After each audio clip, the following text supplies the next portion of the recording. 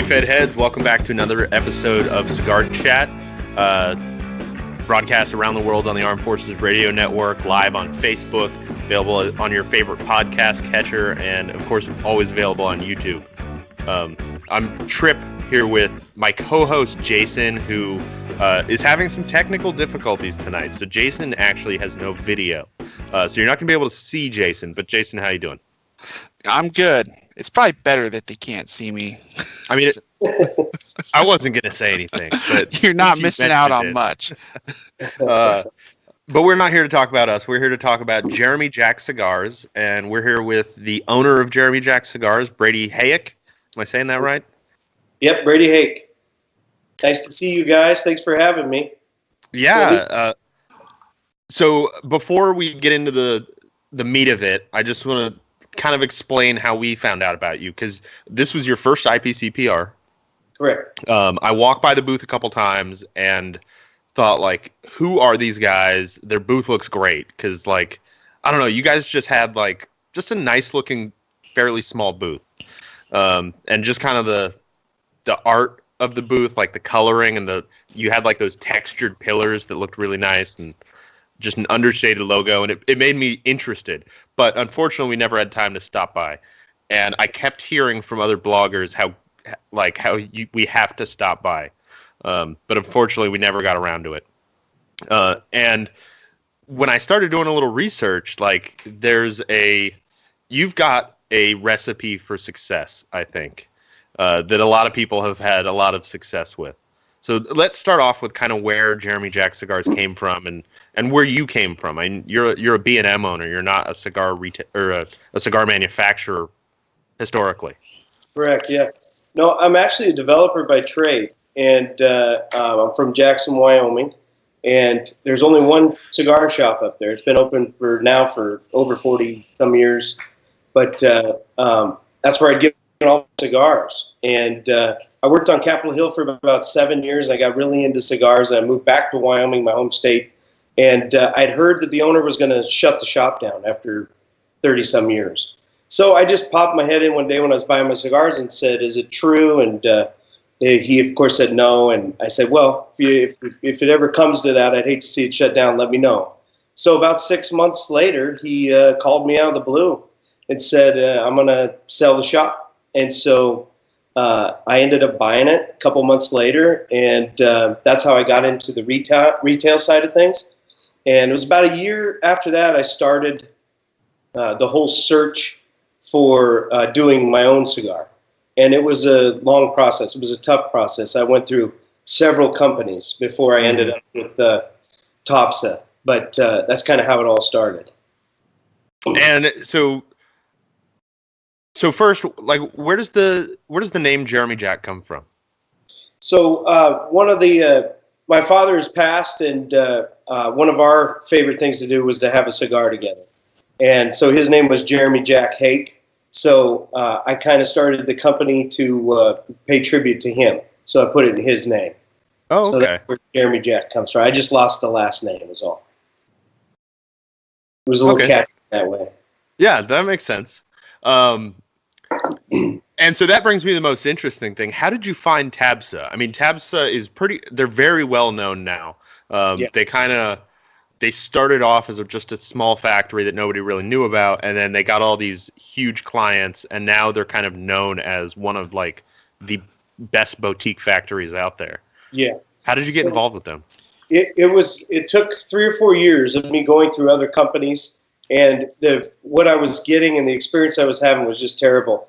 And so we set out one year at the IPCPR with one of our reps through one of my retail stores.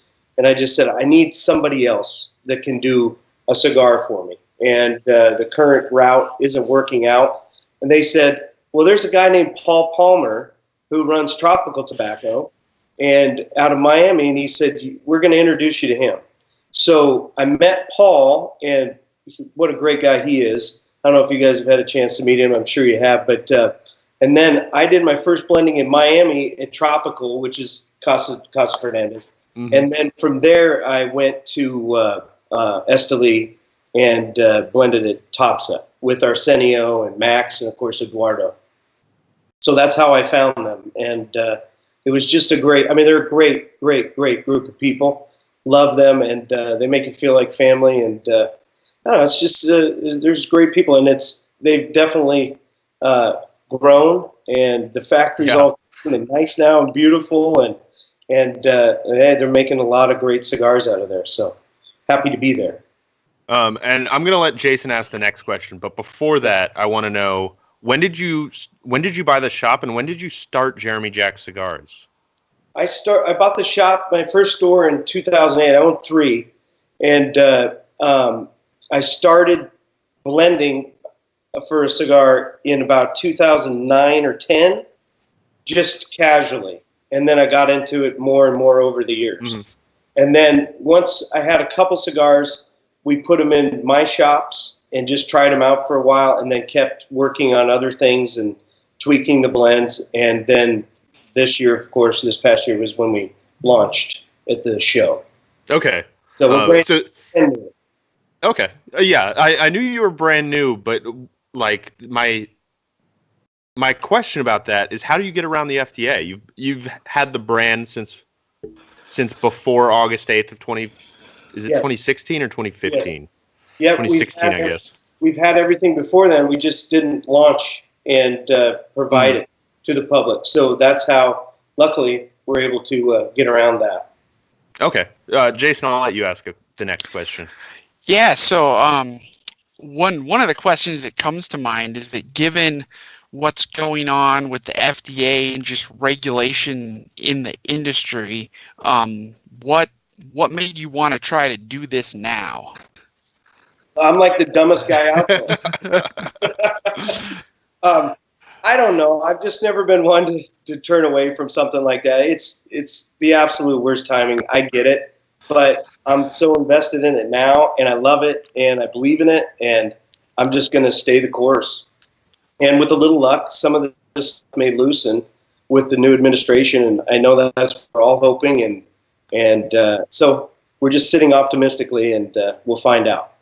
I think it's still a lot up in the air about what actual costs are going to be to bring a new blend to market. And I've heard astronomical numbers, but I don't think I've ever heard anybody say it's going to be this. And so I guess everyone's just kind of still learning. And, I turn to Tops on a lot of that because obviously they're knee deep in it too. And so, again, we just stay optimistic. Yeah, hopefully there's some positive changes, and even if the regulations don't necessarily change, hopefully there's some clear direction from the FDA about how to navigate all the processes, and that seems to be a missing piece right now for sure.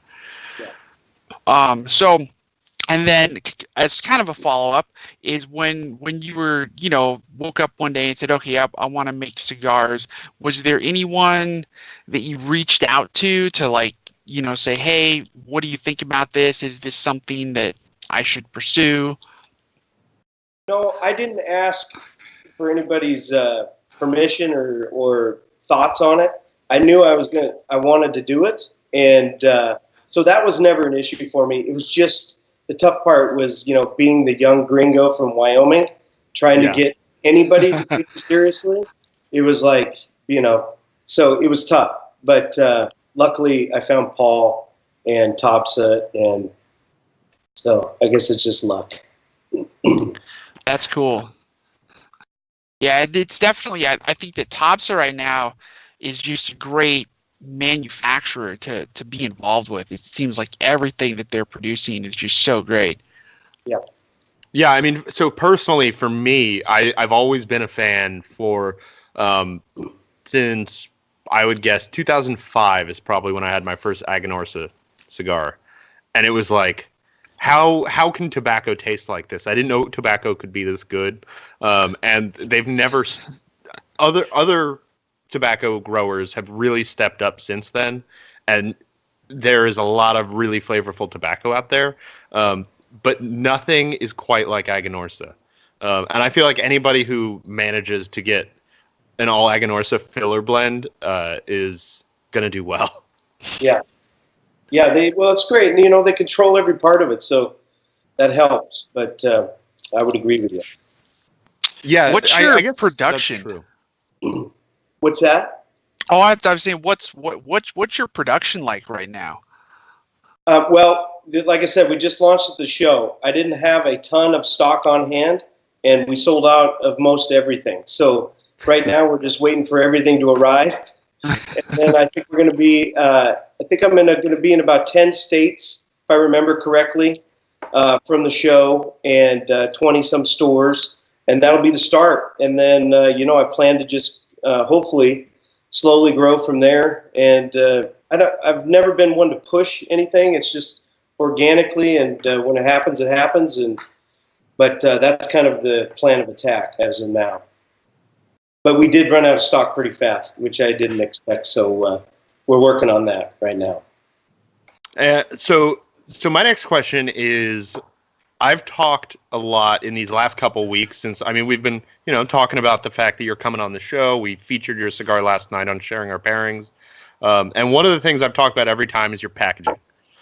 You've got these just nice, understated kind of boxes for the core lines. And then the stuff like the El Chapo and the Salchichas? Salchicha, yeah. Salchichas. You have like this super innovative kind of out there packaging. How did you come up with that? That cool packaging? The El Chapo was a blend that we were working on down there, the size. And, it was right during the time when El Chapo was on the run again, and he was just in the news. So I guess it was just in my brain, and this was a short, fat cigar. So I thought, well, why not? Why don't we call one El Chapo? So that's kind of how that one came about. And then with regards to the Salchicha, that's a collaboration I did with my business partner in Napa, at Napa Cigars, and that's a throwback to an old New York deli that, how they used to hang the sausages, and that was actually our goal when we set out to do that. But what we realized is that the how we linked them together, ultimately that dries, so they can only hang for so long, and then when somebody cuts them off. So then we came up with that long kind of coffin box looking thing, and we I call it a weapons crate. It reminds me of like when you see some mobsters in a warehouse and they're trading off the AK-47s. They pull them out of a box that looks like that. Yeah, exactly. So, and the shops have been buying little scissors, little arts and crafts scissors, I guess, and they just trim them off. They leave it in the box, and people can just cut one off and take a link. The one mistake I think I made on the Salchichas was we didn't have a band, and that was our whole concept. But the problem with that is, when you see it in social media, there's really no way to recognize it. So this new batch, which should be here in early November, is going to have a bright, big 2-inch band on it, so we can actually tell what the cigar is. Perfect. It'll be same way. Unbanded cigars they're a beautiful thing when they're in the box, but as soon as it gets out of that box, all of your marketing is gone. Yeah, and then you wonder if anybody's going to remember, because you're giving them away at the show, and they're getting 300 cigars, so they're going to get one without a band on it. Like, well, I don't even know what this one was. So that was probably a mistake. Well, it was a mistake on my part, but we've remedied that. So we're going to have bands on them now. And we're going to take our first station break here. We'll be right back after a quick ad from one of our sponsors. Brought to you by Gurkha Cigars. Gurkha Cigars, makers of the world's finest cigars. Try the 93 rated Heritage featuring Rosado, Ecuador Habano wrapper, Nicaraguan binder, and Dominican, Pennsylvanian, and Nicaraguan fillers. Blended by Gurkha's blending team at American Caribbean Cigars, it is hand-rolled Nicaraguan, available in 35-count boxes. Talk to your local B&M about the Heritage today, or talk to them about other fine Gurkha cigars. Whatever your taste preferences, Gurkha has a cigar that's right for you.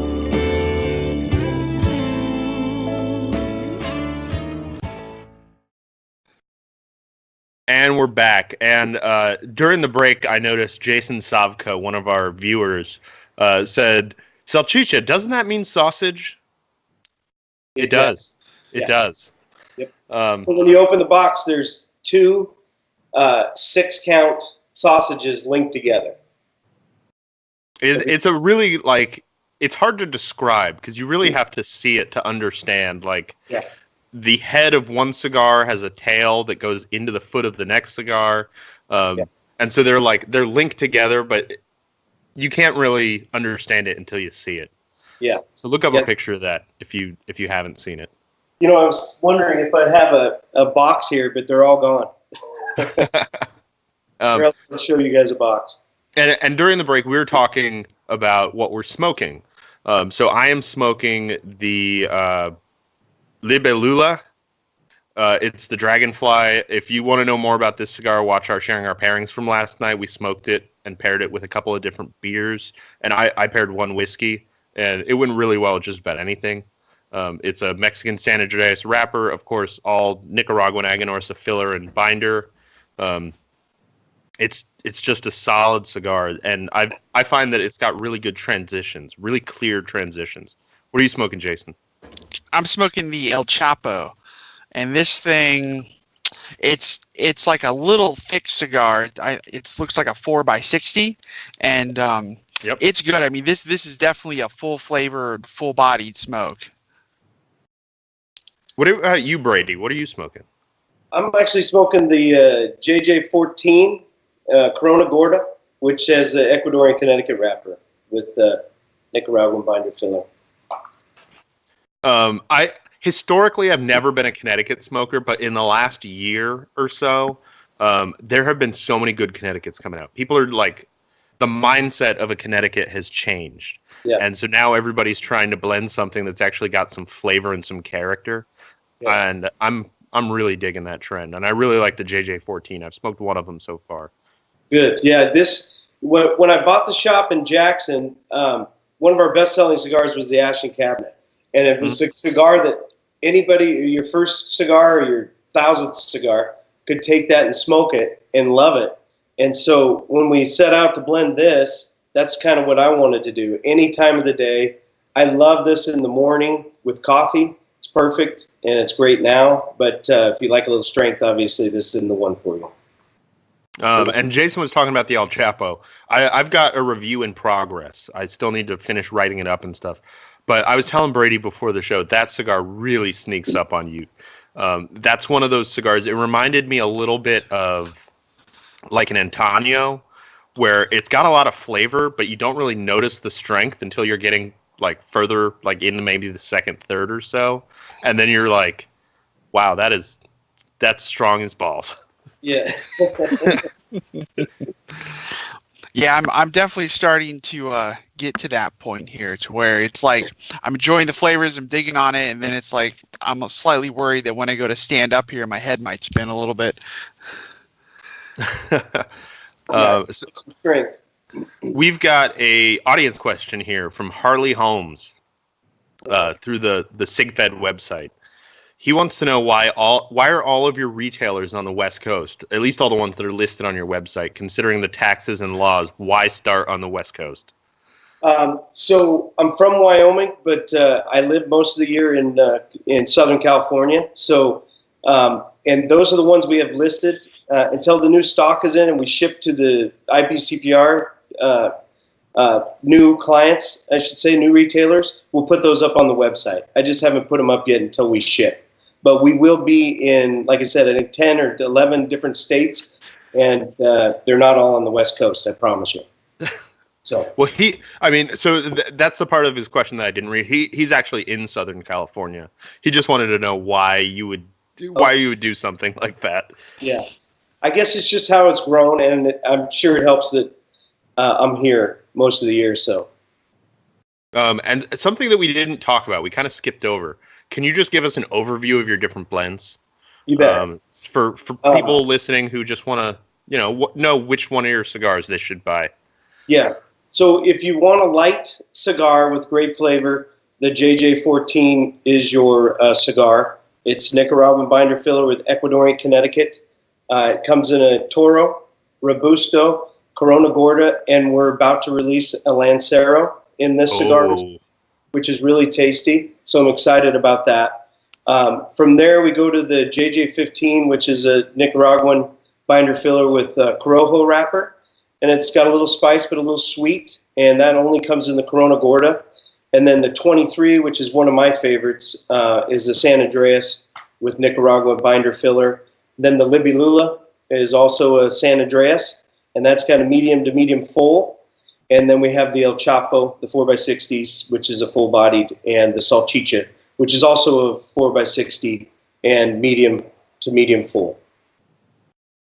So those are the kinds. And then we did a Ecuadorian Connecticut breast cancer cigar, which is a disease that's familiar with my family, unfortunately. And so we did a charity cigar that we still are making and selling that, and that's the Jeremy Jack breast cancer cigar. And it's a very light Ecuadorian Connecticut. We designed it for the ladies. So nice.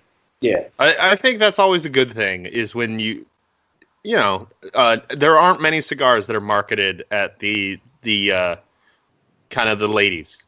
Yeah. Which is sad.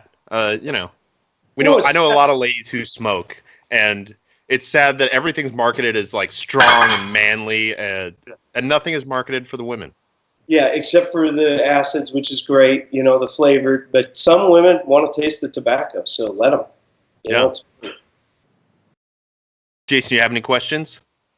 Yeah, so one of the things that I also think is kind of cool is, so I was looking up you guys on Instagram, and you have a Jeremy Jack Cigars, but there also is this thing called Where is El Chapo? And I think it's a very fun Instagram to follow. That is one of our rogue fans who is a huge El Chapo fan, and you're going to make his day. You're going to make his head grow big after hearing this. But he travels the world. He's one of those fortunate people that just does a lot of interesting things and does a lot of traveling. So he came up with this idea that he would take an El Chapo with him wherever he goes, because that's what he loves. He loves the Libby Lula, but the El Chapo is probably his favorite. And so that's how that came about. It had nothing to do with me. I get a lot of text messages, dude, do you work? Why are you here? Why are you in Nick? I'm like, that's not me. And so, for all those listening, that's not me, but he's a great guy. He lives in Chicago now, and just a good cigar smoking guy. He's actually from Portland, I think, originally, if I remember. Seattle or Portland, somewhere up there. Oh, really? Yeah. So. Yeah, I was looking at that. I thought that maybe that was something you were doing. I'm like, wow, like, do you or a family member just constantly travel around and collect these photos? Listen, I wish that was my life, but it's not. That's his life. And good on him, I wish we could all do that. Our viewer Jason Savka he's very excited that there's a Lancero coming. I mean, we talk about it all the time. Lancero's the best size that doesn't sell. Cigar geeks absolutely love Lanceros, but the problem is there's just not enough people out there to sell them widely. But we really appreciate a good Lancero. Well, that's good. And I also have a blend in the 23 for Lancero, but I haven't decided to release that yet. But the 14 I absolutely love, so I'm very excited. And that should be late November, early December that we'll release that. So. Okay. So that's kind of when we should start seeing your cigars around a little more, is late November? Correct. Yeah. Perfect. We were hoping to ship in October, but I'm low man on the totem pole. So when they get here, they get here. Yeah, yeah, that happens. Everybody runs into delays like that. It's not a big deal. We're going to take one more break here. We'll be right back after a message from one of our sponsors. Spend all your time enjoying your cigars and relaxing, and let Cigar Oasis protect your cigars. Cigar Oasis has solutions for any humidor. Make sure you set it and forget it today.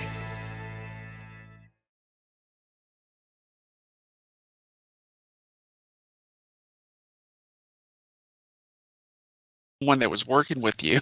All right, we're back. It's all right. It's, like I said before the show, we keep it casual here, Brady. We're not like, uppity interview, news style interview. We just like hanging out with cigar people, talking about cigars. Fantastic. So I want to ask about I'm smoking the Libby Lula. What made you choose the Dragonfly for this? Like, where did the inspiration behind this blend come from? It's the name came. I was getting ready to go to Nicaragua to blend, and I was waiting for my Uber, and he was lost. So I'm standing on the curb with my luggage, and a dragonfly landed on my suitcase. So just kind of stuck with me, kind of like the El Chapo. And when I got down there, we started blending, and I thought, well, we're going to call this the Libélula. So that's kind of how the name came about. And I wanted to do something different as far as packaging, just to kind of mix it up a little. And that was the first one outside of the normal Jeremy Jack, the kind of the core line with the same box. So we wanted to kind of move away from that and, mix it up a little bit. Yeah, so this one, I don't think we mentioned it on the show yet, but this one's a 25 count box versus the 20 count for the regular Jeremy Jack series. Correct, yep.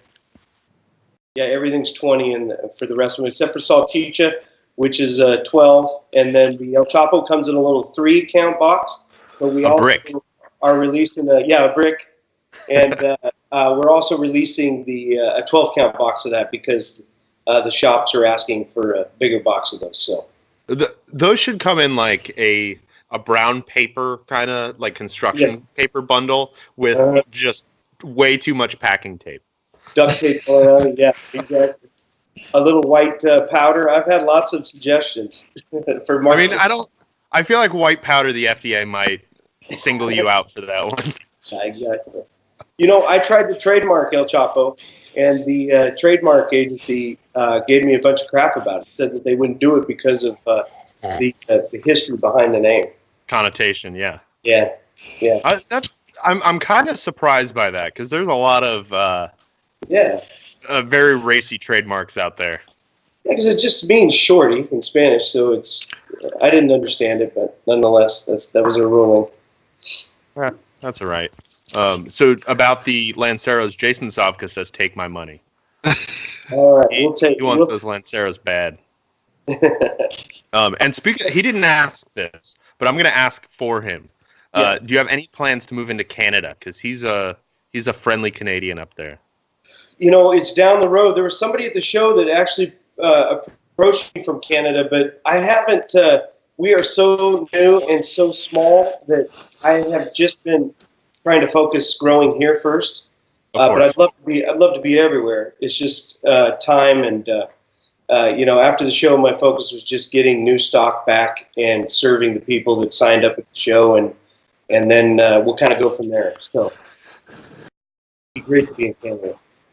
Yeah, and he's calling it dual citizenship. Canada's a tough market because of I don't know all the details, but I know they handle distribution a little bit differently. You kind of have to find a distributor up there and have them distribute everything for you, and it's a whole headache. Yeah. But I mean, more people want your cigars. You got to give them a way to get them. Yeah, maybe one day we'll check that out for sure. Jason, why don't you ask the next question? Okay, so here's something, and I'll give you freedom to answer this in any way that you want. So coming from the B&M side of things, and now being a person who's a brand owner for cigars, are there things that annoyed you about manufacturers as a B&M owner that you either understand more now or will try to not do? Absolutely. And again, guys, there's so many ways to do this as a manufacturer, and no knocks against anyone. But as a retail owner who still owns 3 retail shops, I never liked pushiness. I hate minimums. And so that's something that, God willing, if Jeremy Jack grows, that I would never want to be a part of, because I just feel blessed to get the product out and to see it in people's hands. So those are probably 2 of the biggest things that I will avoid. And it kind of goes back to that letting it grow organically and, hoping for the best. I mean, we'll try, and we're going to be out there, and we already are. But, the idea of shoving it down someone's throat has just never been my thing. You don't want to be a showman for Jeremy Jack Cigars. Listen, we all smoke cigars because they're great people. And it's all about the people, in my opinion, and that's what it should be about. And if you don't like my cigar, that's great. There's plenty of others, and if you like it, even better. No pressure. I agree.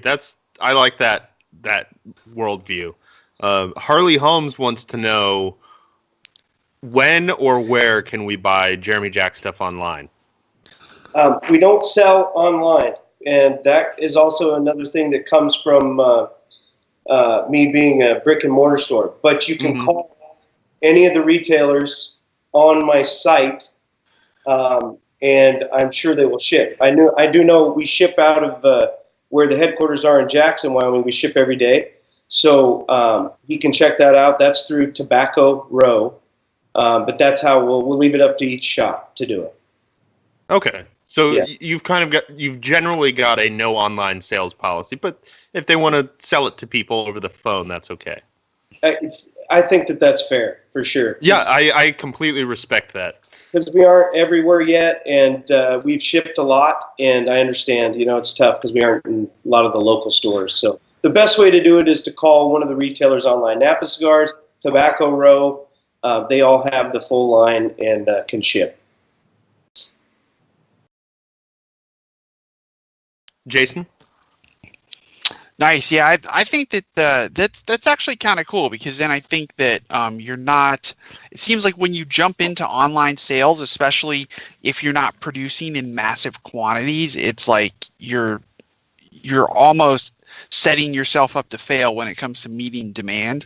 And just placing a call and ordering directly from a shop is really easy. I do it all the time. It is.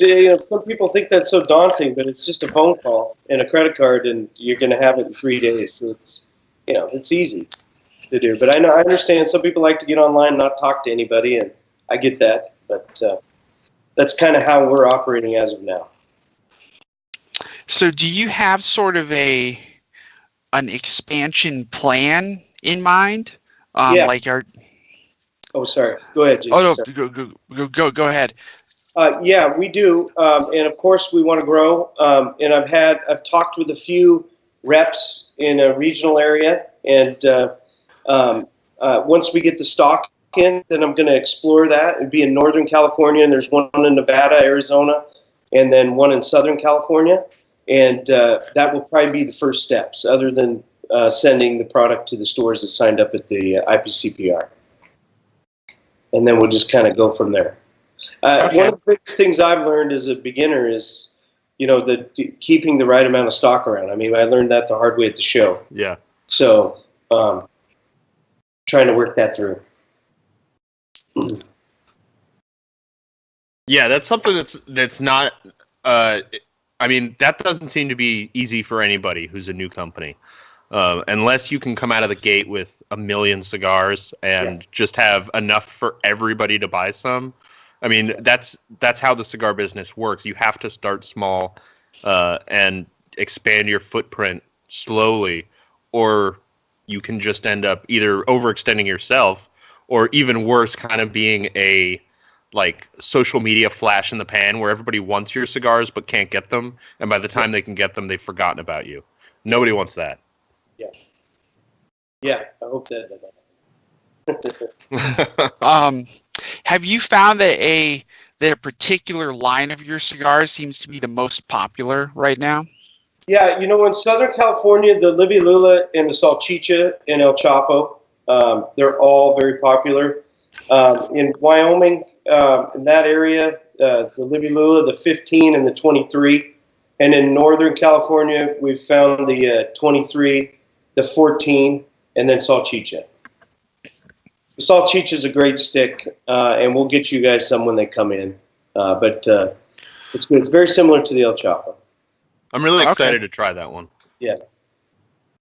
I think it's Sounds fun, good. when you open a new box like that and you've never seen anything kind of like that, it's kind of starting off on the right foot. But the blend's smooth and full-bodied, and you guys are going to love it. So we'll make sure we get you some.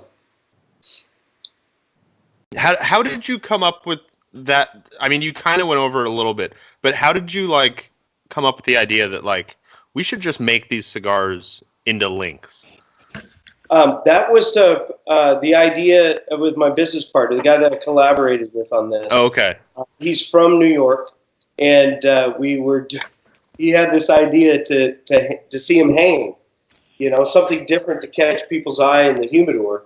So that's how it started. But again, they would only hang for so long, then they're on the floor. So we ended up just putting them in the boxes.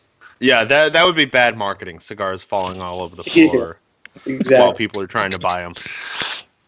I do like that idea, though, of walking into a humidor and having a bunch of cigars hanging like sausage links. Yeah.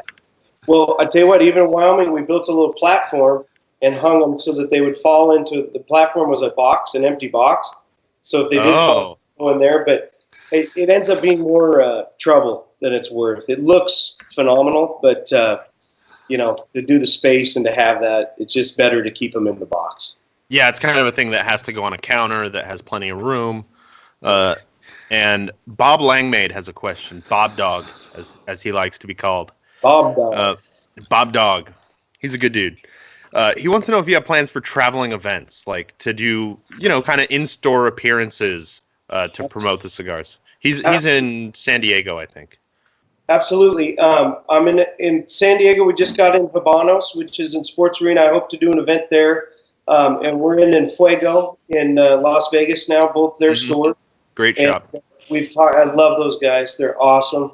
And so we've talked about going over there. I've done an event in Napa before and in Jackson. And then I know we're going to be in the Underground Cigar Shop in Texas. It was one of the new accounts, and they talked about coming down there. So I'm not against getting out and traveling. I love it. Love to meet new cigar smokers. So I hope that's a big part of it once we start growing. And that's so that's part of why we do the show is like just getting to know the person behind the brand a little bit. Yeah. Makes that brand just mean a little more to you. Yeah. I don't know. Absolutely. There's a connection. Yeah, I agree with you. And hey, if we could all be where is El Chapo, we'd just be traveling around the cigar shops every day and meeting people. But unfortunately, we got to pay the bills. Yeah, got to pay those bills. Bob says he knows Habanos. It's a good shop. Yeah, great guy. So hopefully he'll see you there. Good. Jason? Totally random question, but you have a very cool looking display case behind you. Is that a humidor or is that just a display case? This is my humidor in the house. I keep most of my cigars in Wyoming, but this is one, if I can move this, I don't know what you guys can see here, but I have just a little glass humidor here. Booze on one side and cigars in the other. Oh, just the way I like it. That actually leads me into a question that I had, which is, what do you like to pair with each of your cigars? You said you kind of like the 14 with coffee. Yeah, I love, and we do our own coffee too. I've got 3 blends, a Dolce, which is a sweet, and then we've got a French roast, and then also a blend for espresso only. So I'm a big coffee guy. So I love the 14 with that, but everything else, I love a good bourbon. That's kind of my thing. And I'm recently been getting into tequila with cigars, which seems like such a weird combo, but it works for me. And if I'm drinking a beer, I like a good porter. And I don't mind porter. What kind of bourbons do you tend to like? I'm just curious. My go-to every day is Woodford Reserve, because I think for the money, it's the best one out there. Tonight, I'm drinking a Pappy 20. Oh, man. Oh, wow. That's tasting good. See what else I got back. I love Michter's. I love all the Michter products. Blanton's, of course, is great. But my go-to is either Buffalo Trace or Woodford on a daily basis. Both good choices. Yeah, they work for me. What are you fellas drinking? Right now, I'm drinking. I actually just finished it, but this is a Block 15 Story of the Ghost, Hauntingly Pale IPA. It's just kind of a lightish IPA that's like hazy. Yeah. I can't do IPAs with my cigars. It's something with the hops ruins a lot of people have a hard time with it. Yeah. So I stick with the darker, the porter. I think generally it's not a good pairing. They don't go together well. But for me, an IPA that's not overly bitter so much that it kind of stings your palate has kind of a contrasting effect that I like. It kind of cleans your palate a little bit. Kind of like, I know a lot of people like pairing with champagne for that reason. Yeah. Huh. We're lucky because you live in Portland, I live in San Diego. There's like endless micro. We were talking about that last night on the show, how it's a blessing and a curse because there's so much local beer that you don't get that much beer from elsewhere. Yeah. Yeah. So it's hard. It's kind of hard to try stuff from like the other side of the country unless somebody's sending it to you because all of the shops are just overflowing with good beer. Yeah. Have you guys had the Death by Coconut? I think it's out of Boulder, Collins. Yeah. Yeah. Really good. That beer is ridiculous. I love that. I can only have one because it's a little sweet for me, but I love that stuff. It's good. Yeah, that Death by Coconut and then the 1050 is really good. A little bit hard to track down. It seems to come in like a couple times a year, and it always goes out really fast. Yeah, it's definitely seasonal, but it's great. Another good flavor, the Chopavesa. I love that they made that. I had that with the Libelula last night. That's good stuff. I think that I'm trying to remember. I think that was my pairing of the night because that was just a good combination with the Libelula. The chocolate and the like chocolatey vanilla flavors and the spice, like it brought out some of the chocolate, but a lot more like meaty flavors in the Libelula. Oh, good. I really enjoyed that one. You're making me thirsty. Jason? Yeah, I'm actually drinking it's kind of a standard around here. It's the Fort George Cavatica Stout, and it's working really well with this El Chapo. As the strength of this thing is ramping up, it's like the stout is really kind of pairing well with that, and I like it a lot. Nice. So, what kind of things? So you're not really out doing event a lot, but like what's your travel like related to this right now? Are you traveling down to TAPS on a regular basis? Yeah, I wouldn't say as regular as the big companies, but I go as much as I can, and hopefully we'll go more when things start growing. But other than that, I've just been hitting a lot of the local shops that I drive to, Arizona, Nevada, Northern California, Southern California, and then of course Wyoming, and we're going to be in Colorado too here next month as well. That's another one. So I'll be going up there for an event. There's a new cigar lounge up there called Slow Burn. If you have any listeners from, it's in Parker. But the guy, it's a big space, amazing lounge. He built it out really well. So if you got any listeners from Denver area, they need to go check him out. Slow Burn. Slow Burn in Denver? Yeah, in Parker. It's right on one of the suburbs outside. And we don't have an ad for this one, but we're going to take a quick moment to thank our sponsor, Drew Estate. They good, as Logan would say. Download the Drew Estate app, smoke some Drew Estate cigars, check them in, get some free stuff. They're good people over at Drew Estate. They make good cigars.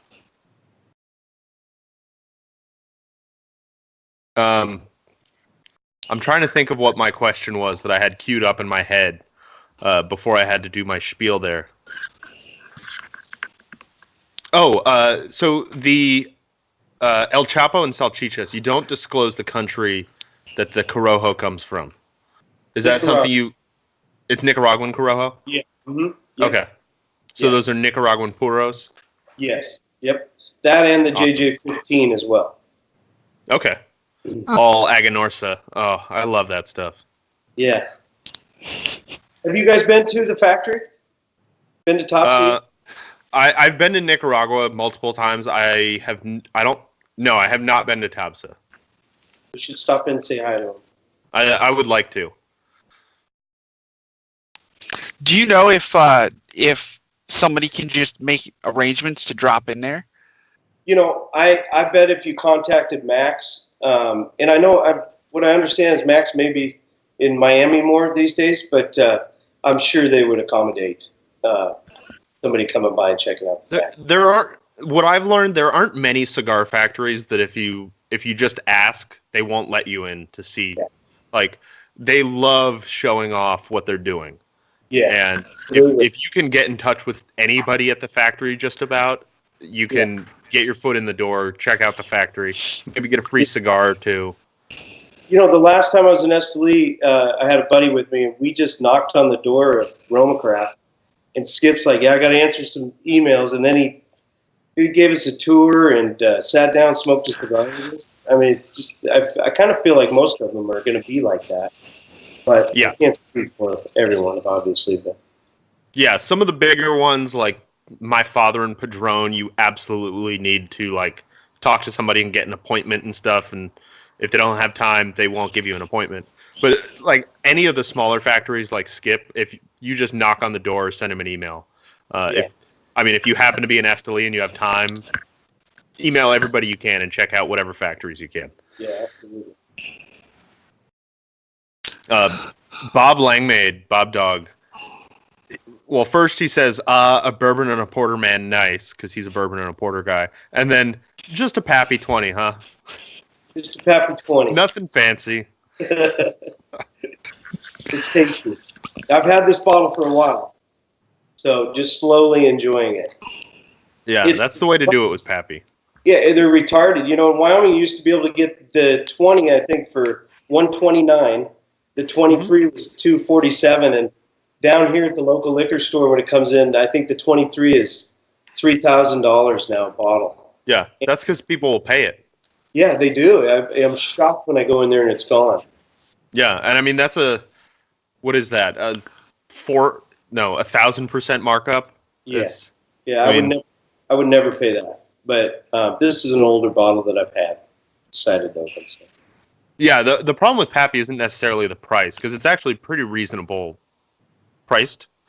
But the problem is you're never going to find it at MSRP. You're going to find people gouging for it like that. There's waiting lists everywhere now. Because that's the only way they can keep it on a shelf, is if they charge $3,000 for it. Exactly. That's for Williams El Chapo. He probably said. Mm-hmm. He's the one out there buying all that Pappy. Jason, you got another question? So we're kind of getting towards the end here. Was there anything that you wanted to touch on that maybe we didn't get to or didn't come up in conversation yet? No, other than check us out online, JeremyJackCigars.com. We're on Instagram and Twitter, Jeremy Jack Cigars, Facebook as well, and the site will kind of go through the whole line, and just keep checking in there for retailers as we add them next month when we start shipping. And if you want to purchase any of the product, feel free to call Tobacco Row in Wyoming. That's where we're headquartered out of Jackson, Wyoming. That number is 307-733-4385, and they'll take care of you. And I just want to note, for anybody who's wondering what we're talking about with TABSA and stuff like that, if anybody's not familiar, which I don't know, maybe you're just not as geeky as us and you don't think about which factory cigars come from. So that's where stuff like Warped, Illusione, Casa Fernandez, of course. I'm trying to remember some of the others. El Huehuense is made there. Like, some of the hottest cigars in the industry are made there with the same tobaccos as these. And I would call these on par with a lot of those brands. If you like stuff like that, you would like something from Jeremy Jack. Okay. Can we get a quick closer look at that hat behind you? The hat. Oh, the one behind you on the chair. Oh, that's the logo. I couldn't see it. With just it the looks logo. really cool. Oh, I like nice. that. I like that. That's really neat. I'll ship you guys up one. You want to give away hats? Yes, I forgot to mention that. I completely spaced on that. So this is going to be, I'm going to do this for podcast listeners too. So let me think about how I'm going to do this. So the first, I'll put a code word at the end of the podcast. The first 2 people to email me at Tripp at Cigar Federation with the code word that I say right here.